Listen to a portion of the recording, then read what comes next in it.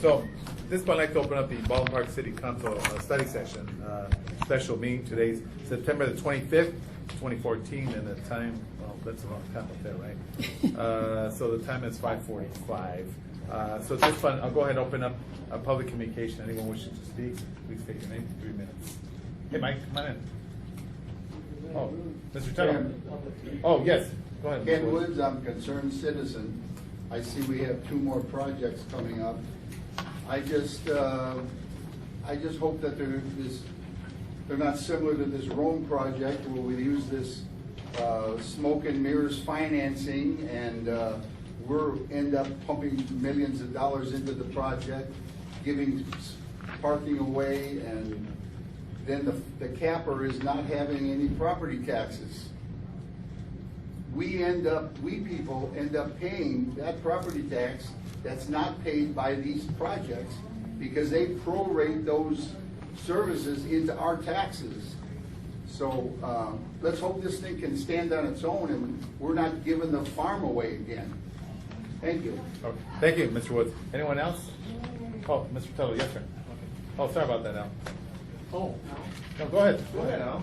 Sure, okay. thank you, Mr. Mayor, Hey. members of the council, Alfonso Quintero, a resident of Community for almost 50 years. I'm going to follow up on Mr. Wood's statement. I don't think we can continue to give property away.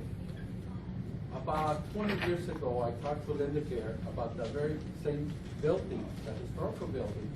My understanding is that it's a historical building. It cannot be taken down. It has to be preserved. So my goal is whatever you guys do, that building cannot be taken down because it's a historical building. Because once upon a time I inquired about the potential when I had a couple of dollars buying it and had a dream for that building. He says, Al, whatever you do, you cannot touch it, you cannot, you can put the windows, but the building stays. So if you can work with that structure, you could possibly talk to people outside of that. Then I agree with Mr. Woods about giving things away. We really can't sell. If these developers, I don't know anything about a developers who they are, what they do, what kind of business they've done. They need to work with our parameters, and if there's not enough parking spaces, then maybe their buildings, instead of having a 31 unit or a 55 unit, maybe they have to reduce it. And I know if they reduce it, they cannot make a profit. But you know what? That's it. The other one is like, the reason they're choosing that, as all of you know, in real estate, it's location, location, location. As you notice, I was already eminent domain. Why? Not because my area, my property was blighted. We know why it was taken. And some of you, one of you was still a planning commission along with me many, many years ago when this happened. And it's because of location. And locations cost a little bit more than other locations. So look into it and don't give the farm away. If you want to, we're here, and this is business. Make a profit. Thank you. Thank you. Mr. Tuttle, sir. Okay. First of all, I want to maybe clear some things up because some of this is getting all mixed in. First of all, the property with Montebello Housing. This is up for review for negotiations. We don't want to see that a veterans non-profit deal for the city. We don't want to see it housing there. That's a commercial area over there. We spent $300,000 with Aurora Group to come in and give us a vision for the city. Nobody seems to want to wait for that vision. It's a lousy 6 more months, 8 more months. You people, we spent the money. So let's take advantage of it. Let's see what they have to offer instead of doing all these quick deals. I know why the quick deals are being done, but it needs to stop. And we need to quit negotiating that property over there because we don't want to give it away to begin with. And we want to make it something of a retail, and like Mr. Contreras, we can make that building into something, a historical building, and maybe a brewery or a retail store down below and selling stuff out of it and a retail place there. That's commercial over on that side. You're right next to the trains. Then the new company that's wanting to come in here, City Ventures, I gave you all sheets on some of the things that are issues with that company. This one? Yes. And the thing is, it's a new company, fairly new company, about 4 years old, and they already have issues with people that's bought in their buildings, okay, in the Glendora project and one by Carlsbad.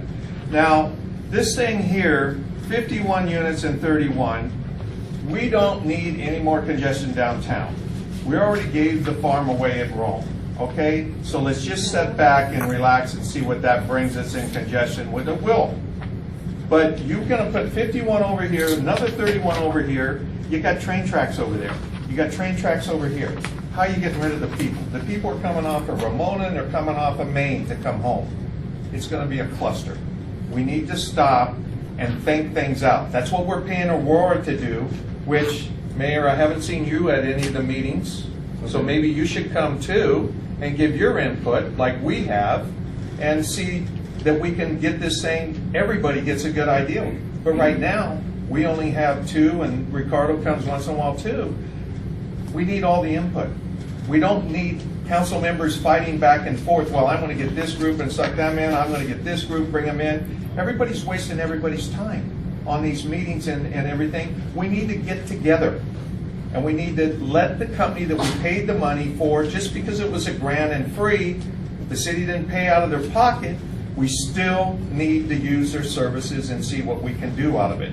And quit jumping from this Montebello thing and doing this nonprofit with a veteran thing. When we had that over there, it's always been commercial. That part of the town is commercial. So, sorry. Okay. Thank All right, you. thank you, Mr. Fellow. Okay, thank you, sir. All right, moving along. Yes, Mr. Luna, sir. Hello, everybody. I'm Mr. Below Council and so on. Number one, Mayor has said in City Council office up here, I'm going to raise taxes. He doesn't say it in plain English. I'll say it for him. I'm going to raise taxes before this city goes bankrupt. Well, giving the bank away, we're going to go bankrupt. Think about it.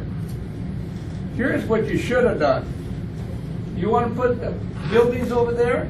I want to give this, for 10 years, you pay me so much taxes. Into 10 years, we'll cut it in half.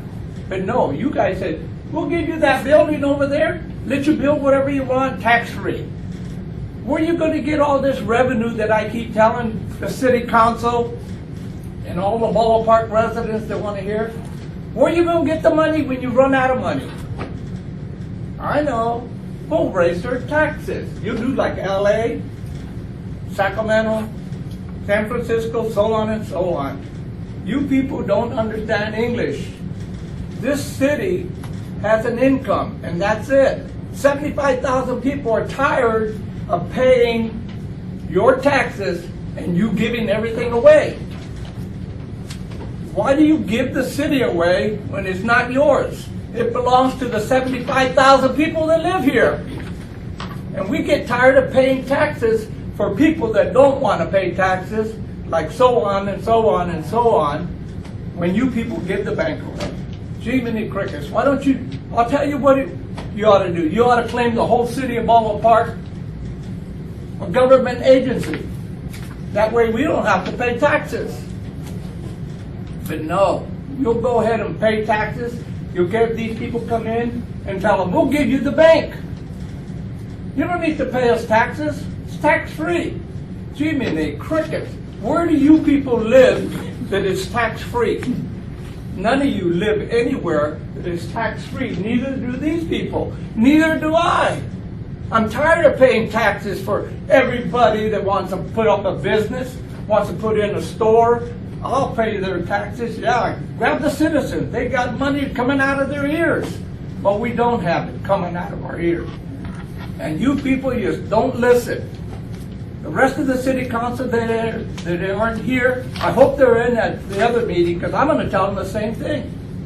You people don't understand English. We need revenue, and you get revenue. I want to put up a business. Here's the business. You pay taxes for 10 years, and then we'll cut it in half. But no, you go the other way around. I'm going to tell you, you can have my buildings, you can have my property, you don't need to pay taxes, we'll get it from the citizens. Uncle Sam, he got more money than we could throw away. You think he'd come in and said, okay, Mr. Luna? I'll pay. Oh, sorry. thank you, Mr. Luna. Thank you, sir. Appreciate it. All right, thank you. Moving along. Yes, it's real stuff.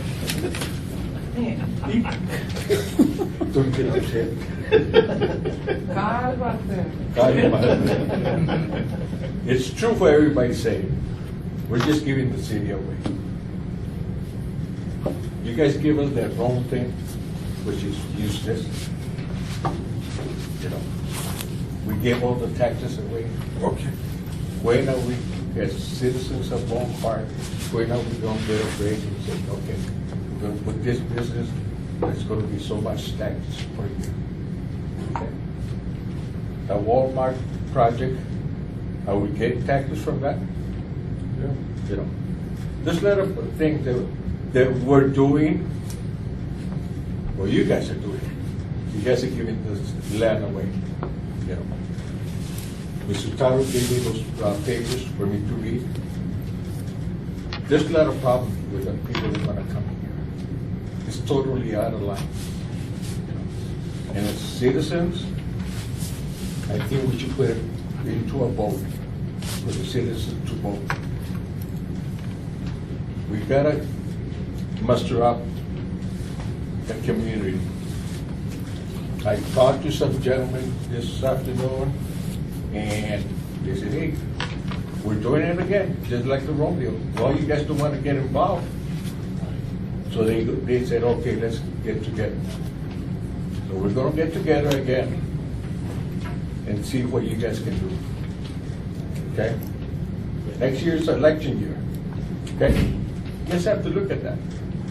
No more buddy deals, no more little things that, oh, okay, we're going to give you this by, in return. Well, you know what you have to do. Okay? But we're going to be another ballot. Do we have to bring the district attorney to investigate? I think we should. That's all I have for right now. Thank you very much, Mr. Rios. All right, moving on with public communication. I'd like to say something. Oh, sure, absolutely. I don't think there's anything wrong with developing residential areas. I mean, I think that everybody would be for that. I mean, we have a lot of people here and we need to have housing. We also need to have housing. I agree with all of these gentlemen who've spoken. We need to have housing. We all know what real estate costs in Southern California. It's very valuable. So don't give it away and don't put so many units in. And if the developers can't make it on the amount of units, a smaller amount of units, then they need to sharpen their pencils and refigure something or get a different developer. And also, having a business which is right next to the Metrolink station, what you really ought to do, if you want to make Baldwin Park an attractive place to live for families, get rid of the Metrolink noise. Because the city can buy a bond and purchase a bond where the train can go through quietly. My husband has asked about that. That, I think, would be, and I don't know if there are federal funds available to possibly help do that, because that would make any residential properties that you put in a lot more valuable. The train is annoying as heck, and some of the, Cruz, you know that where you live, and yeah, you're down the block from it. So we're right there, and I get it that they have rules that they have to follow, but some of the engineers are just really. They sit on the horn. Yeah, exactly. It's a good thing I don't agree have on that one. We didn't hear that. I know you didn't. I really didn't hear that. So, those are the things that I would say would entice people to come to Baldwin Park, and especially living someplace close to the Metrolink. It's perfect. If you're a young person and your job maybe is outside of the city and you take the train anyway, how wonderful is that? And then don't put such a density of housing in and have something like some of the other cities have. I know you're trying to develop your downtown area, and that's great. So that when people come home, they may have a place where, hey, I can go get a beer, or I can hang out with my friends, or just something like that that's close within walking distance. So you're on the right track, but I would say getting rid of the train noise would be a huge plus. So, All right, thank you very much. Anyone else? Okay, if not, now declare the public communication closed.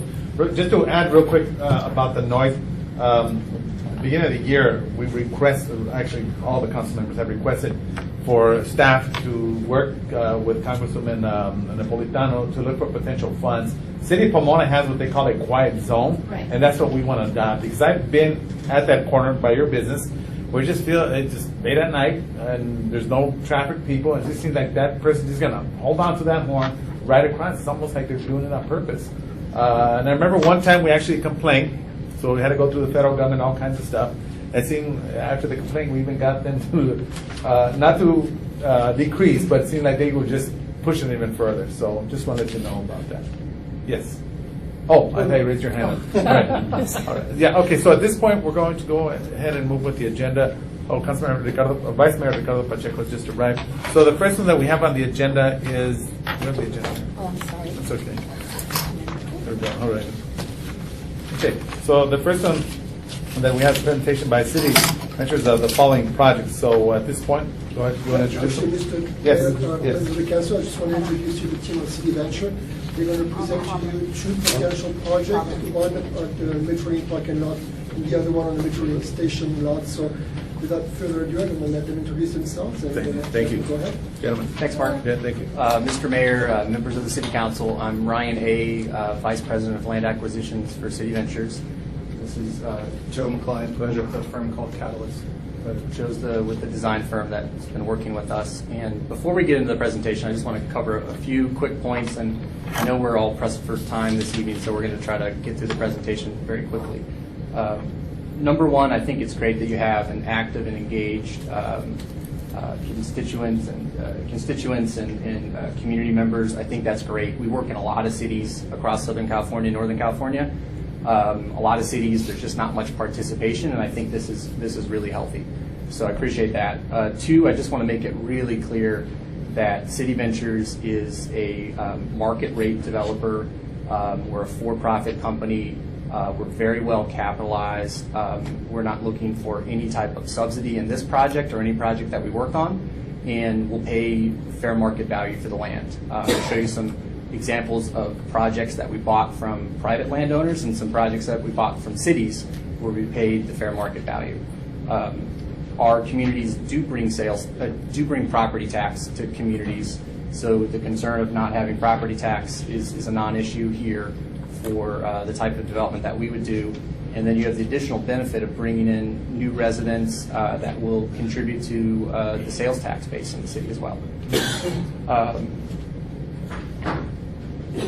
We really pride ourselves on homeowner satisfaction. There are some instances where people can kind of go on the internet and say some nasty things. That doesn't happen very often for us. I think we're fortunate that it's a pretty rare occurrence. But we pride ourselves on homeowner satisfaction. We work to resolve issues in a proactive manner. And just for the presentation tonight, this is a vision. We have I think some really exciting ideas. And if we have the opportunity to continue working on these sites, we look forward to continuing to work with staff and council and community members to enhance the project and make it better. So we'll just kind of quickly go into it. I'm going to give a copy to you. Oh, I'm sorry. Oh, yeah. Here, I'll just, thank you. So real quickly, City Ventures is an infill developer. We don't build homes out in the growth markets. What we're trying to do is work in the existing communities that people want to live in, where they have family ties, where there's mature schools, that have interesting downtowns, and we want to come and find underutilized properties and see if we can just add to the vitality of the existing cities. We have an office up in San Francisco. We have an office down in Orange County, and we cover pretty much the entire state of California. We work on all sorts of different housing types. It just depends on the location and what the city wants to see and what the market will bear. We can do condos or lofts, mixed use, live work, single family detached. We can come up with a solution that fits the specific site. Another thing that I just want to press upon you all is that we're a green builder. We're really trying to be cutting edge in terms of incorporating sustainable building materials and practices.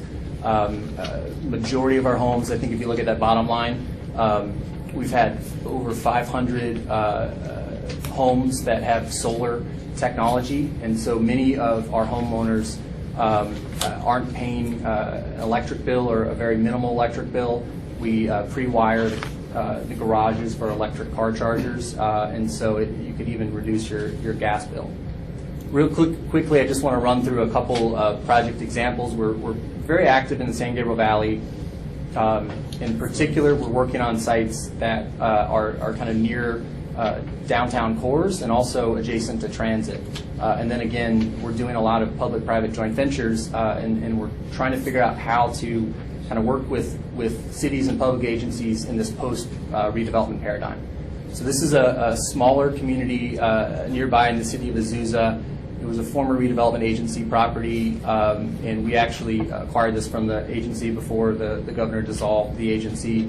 It's currently under construction. There is a small affordable housing component.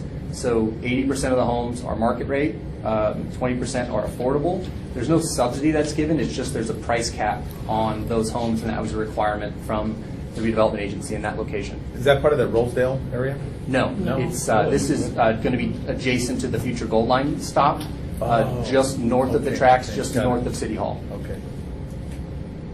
If you go up Alameda, if you go up Alameda, you'll see. So just down the future Gold Line, this is another community that will be transit oriented.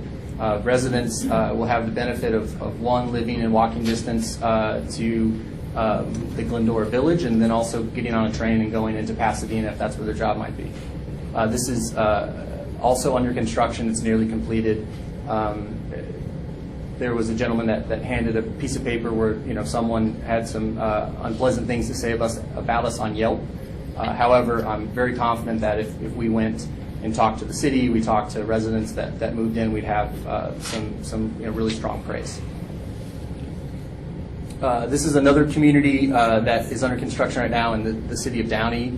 It was a former auto dealership that we acquired from Ford Motor Credit Company, and it's the gateway to the city, and it's really exciting to see an underutilized empty lot that was kind of not a very interesting way to kind of enter into town, and now it's just a beautiful streetscape, and again, really happy residents that are moving in. This is a community in Santa Ana that's adjacent to the metro or to the train station there, the transportation center, and again, this was kind of an old redevelopment deal that we worked directly with the agency, and it's now under construction, and we don't have any residents that have moved in yet, but probably early next year we'll have some homeowners there. And this just shows you a higher density community that we built in Alhambra. It was also a deal that we did directly with the city. It had ground floor retail and subterranean parking. This is all the other communities have been townhome, what I would call moderate, kind of medium density. This is higher density, and it's not really what we vision for Baldwin Park on the sites that we're looking at right now. But I think it's a really attractive project, and I think there's some good lessons learned here. Last one is a site that we're working on down in Orange County with the city of Buena Park, where we're buying their old public works facility. They moved the public works yard into a modern building. This was a remainder parcel, and we worked really close with the city. We just purchased the land for fair market value, and we're actively doing our site work out there. So now transitioning back to the opportunities that we're looking at in Baldwin Park. We're really excited for the opportunity to have these discussions. We think it's the right time to be looking at taking steps forward. I think it's really encouraging what you're doing with the Arroyo Group. We'd like to be a stakeholder in that. We'd like to show that if you build some new residents kind of near the downtown core, it can really help to energize what the Arroyo Group's doing. So first we're going to talk about what we're calling the depot site, which is the park and ride site. Really, it's going to be on the 1.49 acres on the current park and ride, but we wanted to look at the site across the street and just see if we can do something from a design aesthetic kind of to make sure that there's some continuity on either side of the street. With the county property? Well, the county property is to the north there, and then what's highlighted in blue is actually owned by the city. Okay. And so, real quickly, I'll kind of talk about the site layout, and then I'll have Joe kind of get into more detail on the plan. We're showing attached townhomes on the park and ride site. We really want to have all of the homes look out into the public street, so that way when you're driving through town, you see just really nice front doors and stoops, and Joe can kind of get into the details. We really want to do our best not only to save the historic building that's on site, but see if we can even activate it. There's going to be a lot of study that we're going to need to do to make sure that it's seismically kind of prudent to do so. However, what we see is that if you can really take kind of interesting spaces in today's environment, there's some unique operators that want to be in those spaces, and I'll have Joe kind of talk about some of the other unique kind of non-residential things that we're doing on kind of either side of Ramona there. So in any urban setting, in a downtown setting, and in a transit-oriented development setting, you really want to force pedestrian activity out on the streets. So the focus, as Ryan said, is to make sure that all the housing product is focused towards the street, where you have beautiful landscaped areas, where there's plenty of shade that's offered, so that now you have people who choose to live in some of these developments that don't have to be dependent on their car. Now there's the right environment in which someone's maybe more conducive to want to walk. The goal is, as Ryan said, is to try to utilize that historic building and create a kind of centralized, activated area. And you'll see on both the alternatives is what we're finding in a lot of communities where it's very hard for commercial entities to get started or small businesses to get started. It's difficult to come into a traditional bricks and mortar building and finance the deal. So we're trying to test the idea of using kind of modular units that create something that could be cheaper to put in, but could be done in a very creative way to create new opportunities to grow retail or office uses in the city that can in the future become actual tenants in the downtown, in a brick and mortar system where you give them the ability to build their business, thrive over time, build their whole business strategy, and hopefully become a permanent establishment in the downtown area. Excuse me, before you go on, I have a question for you. Yes. When you say modular, I know that it's a wide. It can be a lot of things. But I want you to be specific with us, please. What do you mean modular in Baldwin Park? I'd like to kind of step in real quick and make a clear distinction. The homes that we're proposing would be permanent structures, high quality construction, similar to the other communities that we showed you. In terms of the idea that we have for the modulars,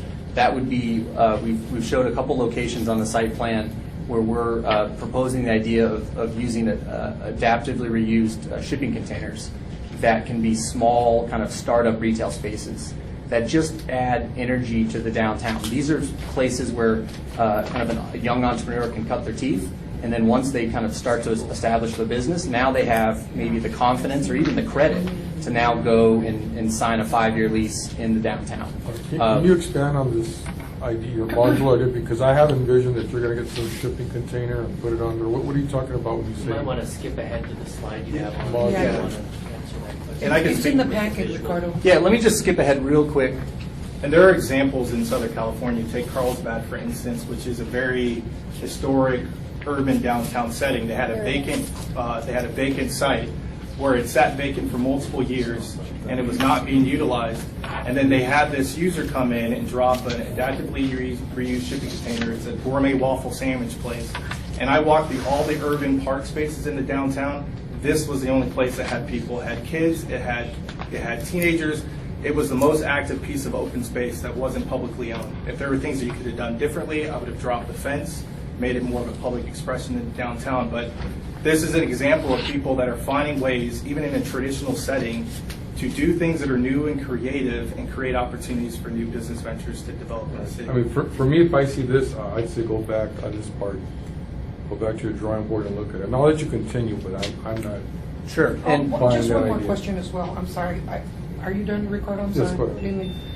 Lily, I haven't had a chance to look at your packet, of course, but are you looking at 2-story or 3-story homes here in order to be? I haven't seen On this specifics site, on Three-story this. towns. Similar to the images What's the that we square showed. footage? Approximately, I think 1,500. yeah. All of them will be 1,500? As an average range. And again, right now, this is a vision. We haven't designed all the buildings. That's typically the homes that we build are family-sized homes that are 3-bedroom, 2.5 bath, and approximately 1,500 square feet.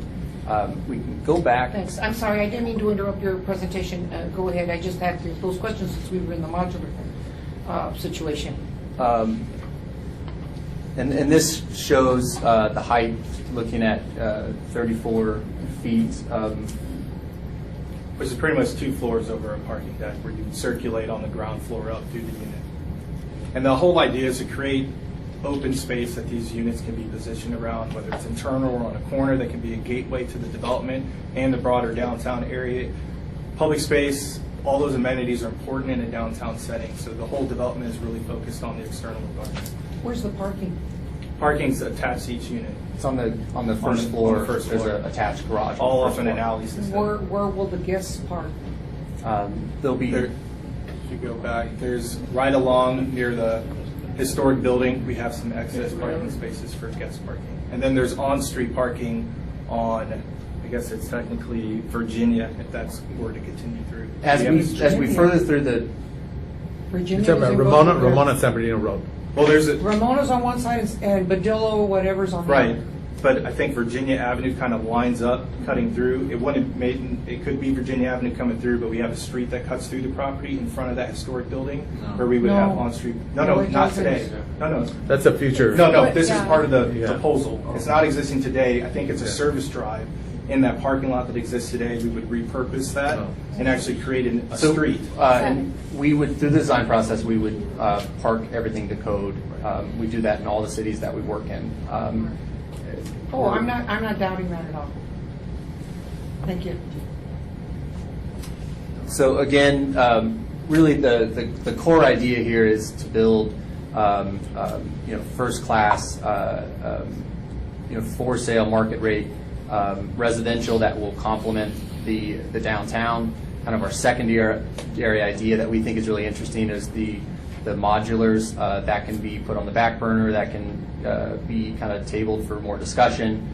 We think it's interesting. We're seeing it in other cities and just wanted to kind of throw the idea out here.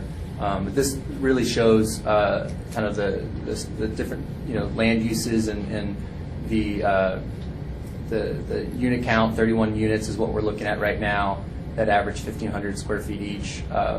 The retail commercial could be about 1,000 square feet, and then we have up to 7 of the incubator spaces that we think could be interesting, and then again a lot of open space. So what's the acreages? Is that 1 point something across the street right here, the main one? 0.85. Yeah. 1.85? 0.85. 0.8. Oh, 0.85, excuse me. Not quite. And that's including the actual, so including where the actual old train station is. On Oh, the the park and ride. Right. One side where the buildings are is about 1.5 acres, and the other side is a little bit under 1 acre. Okay, I see. So the total is about 2.5, just roughly.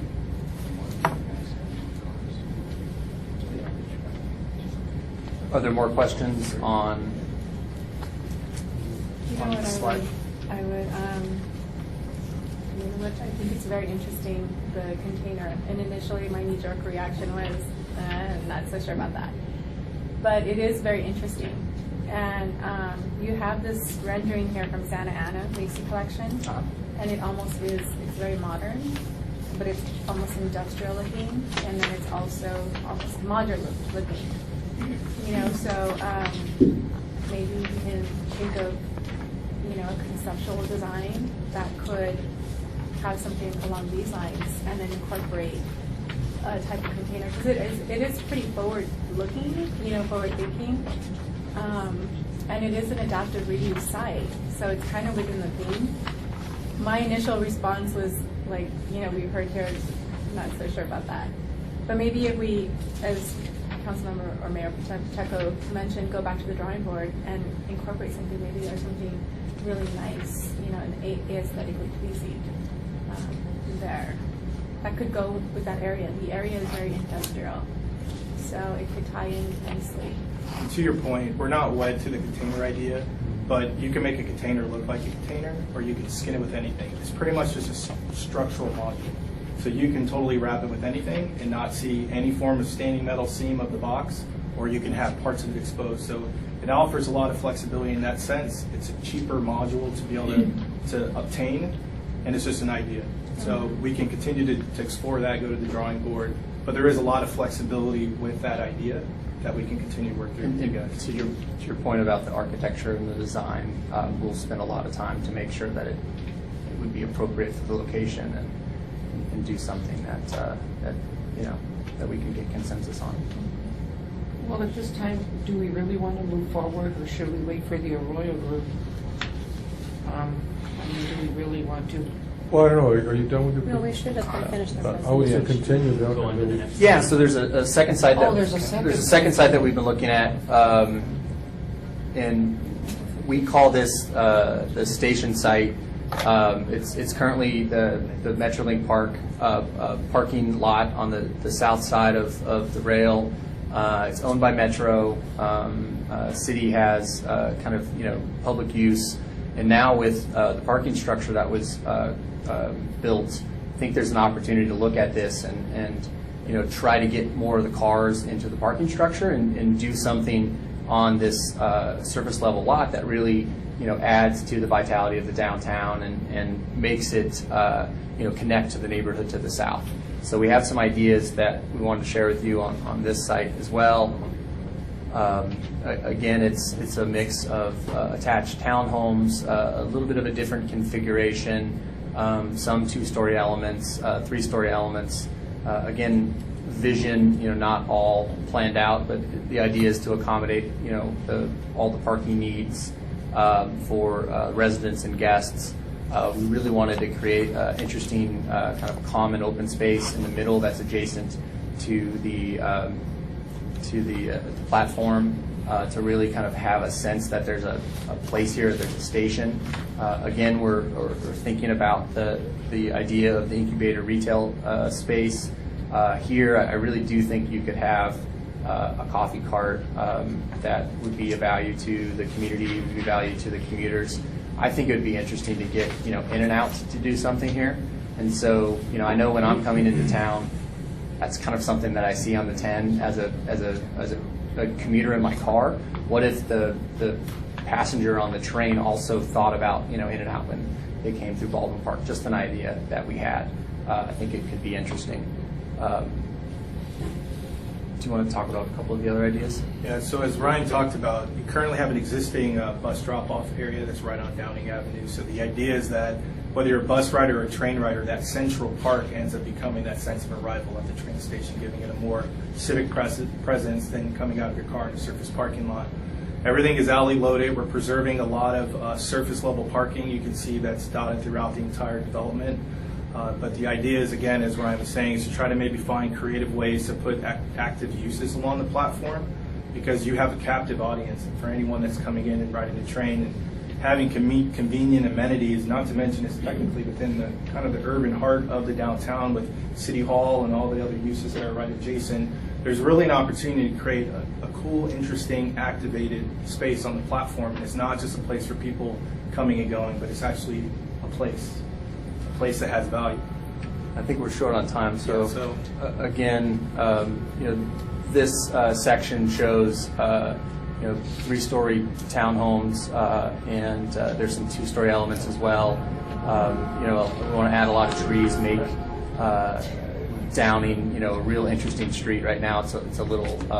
There's not as much going on there. It's really just about cars. We want to make it about people as well, and so. The idea is that we have kind of two different types of homes. We have the walk-up townhomes that right now we're kind of projecting 34. We have the live-work townhomes that could have a ground floor kind of workspace that we're showing 21. We think there could be kind of some fun retail, commercial adjacent to our station square. And then again, we have the incubator idea if that's, after further evaluation, if that's deemed to be appropriate.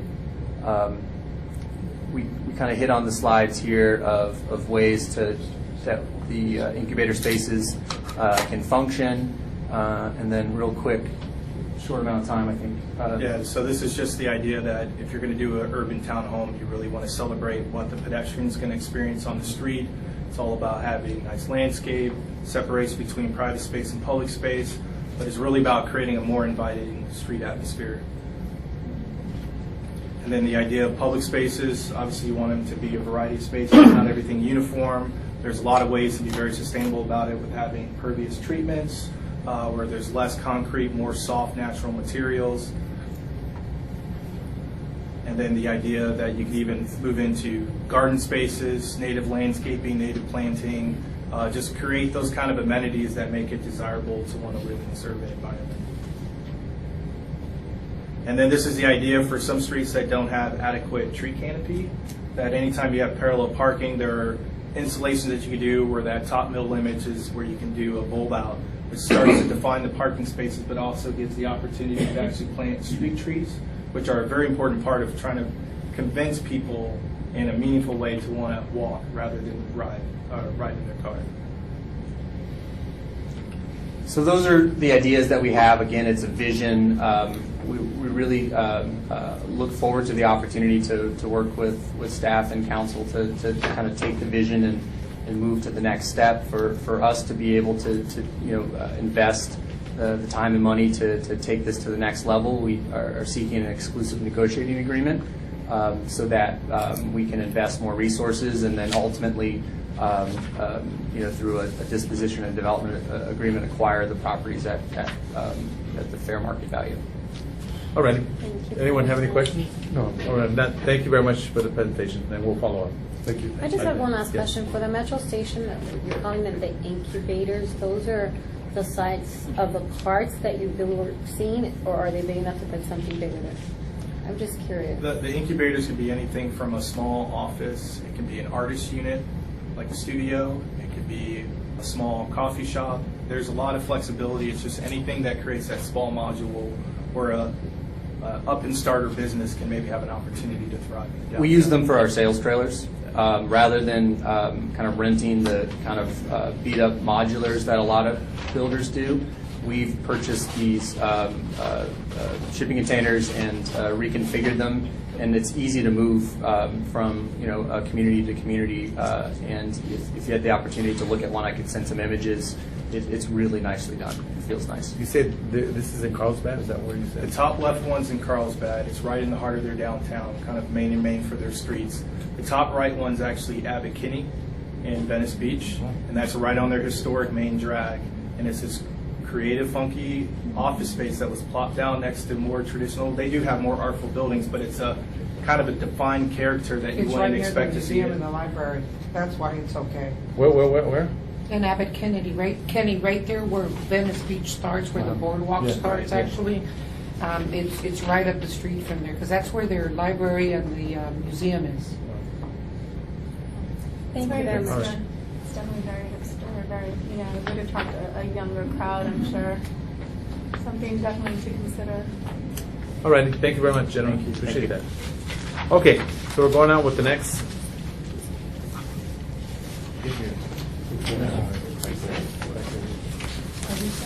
We're recessing to closed session. Yes, that's right. All right, so at this point, we're going into closed session, so I will ask everyone to please vacate. Yes. Thank you very much. Thank you.